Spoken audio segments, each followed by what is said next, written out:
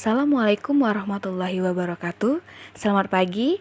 Hari ini kita masuk pertemuan ketiga, yaitu tentang potensi sumber daya alam dan kemaritiman Indonesia. Adapun tujuan materi ini ialah: 1. Menjelaskan potensi sumber daya alam, dan yang kedua, menjelaskan potensi kemaritiman.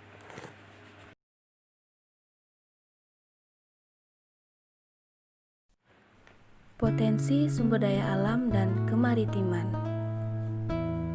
Sumber daya alam merupakan kemampuan alam untuk menopang kehidupan manusia. Alam dapat menyediakan berbagai kebutuhan manusia.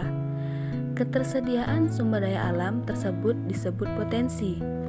Potensi sumber daya alam di Indonesia berupa kehutanan dan barang tambang. Selanjutnya, ada potensi sumber daya alam.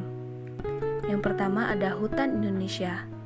Hutan merupakan suatu wilayah yang menjadi habitat berbagai jenis flora dan habitat bagi segala jenis fauna.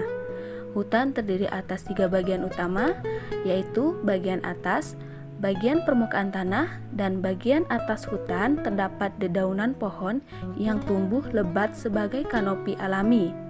Permukaan tanah hutan terdapat guguran daun kering serta ditumbuhi semak-semak dan rerumputan. Bagian bawah hutan terdapat unsur hara, akar tanaman, dan sumber mata air. Yang kedua, ada barang tambang Indonesia.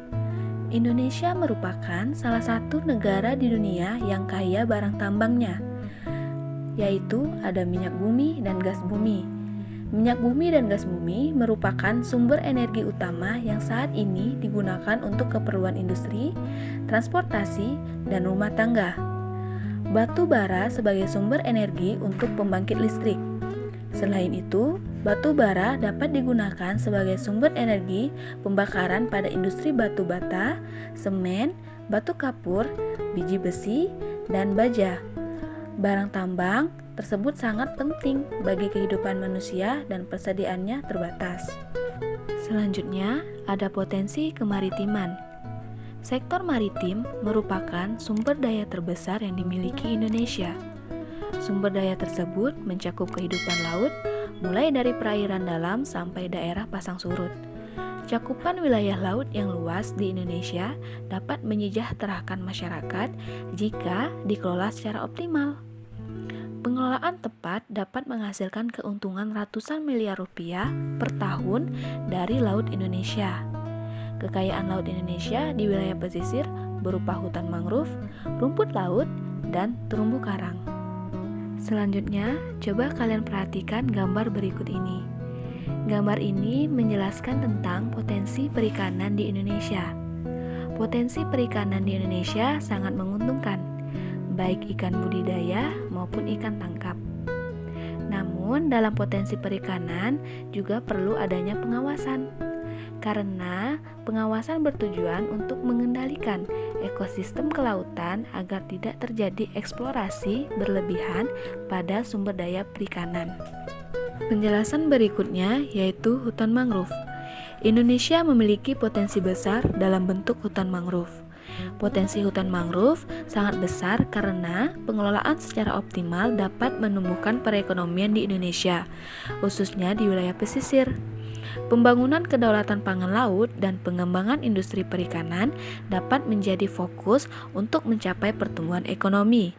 Selain itu, terjaganya ekosistem hutan mangrove berbanding lurus dengan hasil perikanan di kawasan pesisir. Selanjutnya, ada terumbu karang. Terumbu karang tersebar secara tidak merata di Indonesia. Kondisi tersebut disebabkan adanya faktor yang mempengaruhi pertumbuhan terumbu karang. Faktor pembatas terumbu karang meliputi suhu perairan, cahaya matahari, salinitas, sedimentasi, kualitas perairan, siklus air laut, dan substrat. Penjelasan selanjutnya yaitu ada garam. Garam merupakan suatu zat berbentuk padat, kristal, dan berwarna putih berasal dari hasil penguapan laut. Seperti gambar di samping yaitu ada tambak garam di Indonesia. Selanjutnya, transportasi. Kapal merupakan transportasi laut utama di Indonesia. Selanjutnya, ada konsep pengembangan pariwisata Indonesia. Pemanfaatan sumber daya alam pada bidang pariwisata dapat meningkatkan perekonomian masyarakat. Dan yang terakhir, ada budidaya rumput laut di Indonesia. Potensi dan kualitas rumput laut Indonesia digunakan sebagai produk makanan dan kesehatan.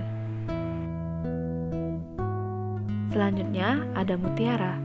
Daerah penghasil mutiara laut selatan di Indonesia meliputi perairan sekitar Pulau Bali, Nusa Tenggara Barat, Nusa Tenggara Timur, Sulawesi Utara, Sulawesi Selatan, Maluku, Maluku Utara, dan Papua.